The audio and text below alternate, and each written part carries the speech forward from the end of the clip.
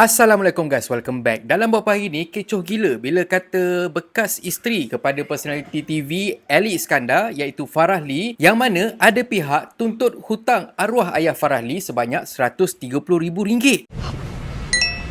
Seorang individu ni dakwa yang arwah ayah Farah Lee pernah berhutang dengan ayah dia sekitar tahun 2000 lebih kurang macam tu, tapi masalahnya tak ada bukti yang menunjukkan transaksi itu pernah berlaku. Kronologinya sekitar 2017 selepas ayah Farah Lee meninggal dunia, ada seorang individu ni yang DM Farah Lee dan maklumkan yang arwah ada berhutang dengan individu tersebut, dan Farah Lee ambil nombor telefon individu tersebut dan pas dekat kakak dia, dan kakak dia lah yang berurusan dengan individu tersebut sebab kakak Farah Lee ni dah pun ditugaskan untuk uruskan pasal hutang-hutang arwah ayah diorang. Tapi bila kata keluarga Farah Lee minta untuk kemukakan bukti, pihak berkenaan gagal untuk menunjukkan sebarang bukti, tapi pihak keluarga Farah Lee masih lagi terbuka untuk berbincang. Fast forward, baru-baru ni adalah individu-individu yang dakwa sebagai anak kepada individu tersebut yang meluahkan perasaan dekat Twitter, dan luahan perasaan tu dah pun dapat perhatian Farah Lee, yang mana dekat sini aku akan kongsikan luahan dari individu tersebut dan juga maklum balas dari Farah Lee sendiri berkenaan dengan dakwaan dari individu-individu tersebut. So yang first kali individu ni kata, tolonglah kepada Farah Lee dan adik-beradik settlekan hutang arwah bapa korang dengan ayah saya secepat mungkin. Dari arwah hidup sampai sekarang tak settle.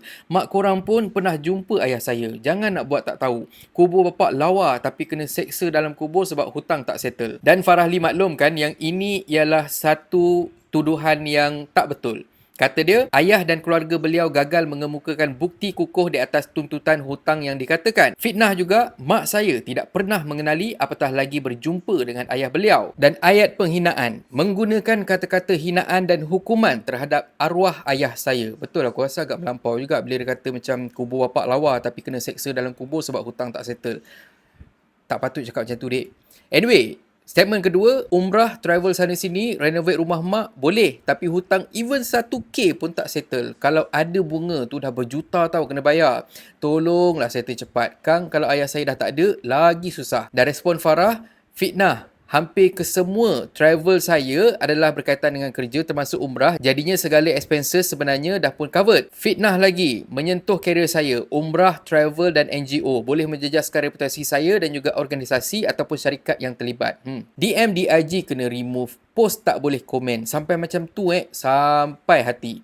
Fitnah, dikatakan saya restrict engagement beliau di IG saya walhal IG saya mempunyai setting di mana hanya yang follow Farah Lee saja boleh DM dan komen. Zaman awal 2000, time tu tak ada hitam putih, like from my dad side lah sebab tak buat macam tu. Tapi they know and they already acknowledge pasal hutang tu. Dia sebenarnya tak kisahlah awal tahun 2000 ke awal tahun 90-an ke awal tahun 1900 ke benda semua ke, even sampai sekarang ni pun perjanjian pangko masih lagi ada dia punya detail-detail dan semua. Ini kan pula tahun 2000. But anyway, respon Farah, tak ada bukti. Hutang yang katanya diberi pada tahun 2000 hanya kami ketahui setelah kematian arwah ayah kami pada tahun 2017. Setelah saya mendapat mesej dari ayah beliau di media sosial mengatakan yang beliau ingin berbincang dengan arwah. Saya mendapatkan nombor ayah beliau dan memberi nombor tersebut kepada kakak saya. Kemudian kakak saya WhatsApp. Namun, bukti gagal dikemukakan, tapi kami masih terbuka untuk berjumpa dan buat perbincangan. Dan Farah Lee ada berkongsi screenshot perbincangan antara kakak Farah Lee dengan individu tersebut pada tahun 2017, dan dekat situ kita boleh nampaklah yang memang keluarga Farah Lee bersedia untuk berbincang. Lepas tu yang ni mungkinlah budak ni dia respon pada komen ataupun pada pertanyaan orang lain. Kat sini dia kata dah jumpa, benda dah almost 20 years tapi tak settle juga. Saksi perjanjian pun dah meninggal. Meninggal pula. Ayah dah kontak kakak dia sebab Farah cakap kakak dia yang urus bab ayah dia lepas ayah dia meninggal, tapi still senyap. Tapi hidup, travel sana sini. So lepas tu adalah netizen yang tanya, maksudnya they all dah tahu dah semasa saksi ada tentang hutang tu. Means adalah pengakuan sebab janji nak bayar kan, but later ignore. Masih ada harapan rasanya. Yes, diorang acknowledge tapi bagi janji palsu nak bayar. So dekat situ Farah respon, fitnah, tak ada seorang pun antara kami kenal maupun pernah berjumpa dengan ayah beliau untuk berbincang tentang perkara ni. Dan fitnah lagi, kami tak pernah berjanji untuk melunaskan dakwaan hutang tersebut kerana tak ada bukti kukuh. Tapi terbuka untuk berjumpa dan berbincang lanjut, namun tak ada arrangement susulan yang dibuat oleh ayah beliau. So adalah satu last statement daripada family dia juga. Dia cakap, Sorry, ayah saya dah confront family dia dari arwah hidup sampai dah meninggal. Jumpa anak lelaki, tunjuk agreement and stuff like that. Tapi itulah, janji tinggal janji. Tak ada usaha pun nak contact untuk bayar hutang arwah itu. So, Farahli maklumkan yang anak lelaki arwah ayah saya hanya seorang, Aiman, yang menetap di Germany dari tahun 2015 hingga sekarang. Jadi, jumpa anak lelaki dia tunjuk agreement adalah fitnah yang jelas. Kakak saya terus hubungi ayah beliau untuk berbincang tentang dakwaan tersebut setelah saya dihubungi. Macam yang tadi itu tunjuk tu kan. Dan kami tak pernah berjanji untuk melunaskan hutang tersebut. Sebaliknya, terbuka untuk berbincang, sekali lagi dimaklumkan. Dan dekat sini, Farahli maklumkan yang dia menafikan sekeras-kerasnya tuduhan dari individu-individu tersebut dan pada mereka yang menularkan perkara ni dan juga memfitnah keluarga mereka. Farahli maklumkan yang dia tak teragak-agak untuk ambil tindakan undang-undang terhadap mereka yang melakukan perkara tersebut. By the way, selepas Farahli bagi statement dan juga penjelasan dari pihak dia, individu-individu ni update lagi social media diorang yang mana diorang minta maaf kepada Farahli dan juga keluarga. Diorang tulis, seperti yang telah diarahkan saya serta mewakili adik saya dari Twitter ingin membuat permohonan maaf secara terbuka kepada Farahli dan keluarga di atas isu yang sedang viral di media sosial. Kami berdua telah sedar bahawa ayat-ayat yang kami lontarkan agak kasar dan telah mengguris pelbagai pihak. Selain itu, isu ini juga telah menjejaskan reputasi Farahli sebagai influencer di pelbagai platform. Kami tidak seharusnya membuat posting tersebut dalam keadaan emosi. Niat kami baik, tidak lain dan tidak bukan hanya ingin membantu ayah. Dengan ini, kami memohon kerjasama dari pihak Farahli untuk berjumpa dan berbincang perihal isu ni dengan ayah saya secara private. Tahu pula private. Saya telah pun DM Farahli nombor telefon ayah saya yang boleh dihubungi. Alhamdulillah. Sekali lagi, dengan sangat rendah hati, saya berdua ingin memohon maaf kepada Farahli dan juga keluarga.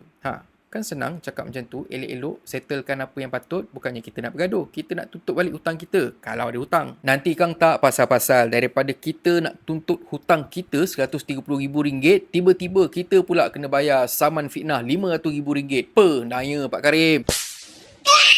Tapi itulah, mungkin budak-budak ni dia tak tahu step yang betul untuk tuntut hutang daripada individu. Sebabnya daripada statement diorang pun kita boleh nampak yang diorang sebenarnya memang ikut emosi dan tak bersedia dari sudut legal ataupun dari sudut yang betul. Dan diorang cuma mengharapkan saksi untuk justify apa yang diorang cakap tu merupakan satu statement dan juga satu permohonan tuntutan yang sebenar. Tapi masalahnya, saksi yang diorang sebut tu langsung tak membantu pun untuk meyakinkan keluarga Farahli yang diorang memang berhutang dengan ahli keluarga individu-individu tersebut. Niat nak tolong ayah tu dah bagus dah, tapi jangan sesekali kita bagi statement yang berunsur fitnah. Kita sendiri pun tak pasti, kita sendiri pun tak ada bukti, jadinya kenapa kita nak buat statement-statement dan juga kenapa kita nak marah-marah. Tapi satu benda yang pelik lah kan, kau bagi pinjam beratus ribu tapi langsung tak ada hitam putih dan sebagainya, sedangkan pada tahun 2000 lebih kurang macam tu, walaupun kata 100,000 tu, itu satu nilai yang sangat tinggi. Takkan langsung tak ada agreement, takkan tak ada langsung penulisan ke, ataupun SMS ke, ataupun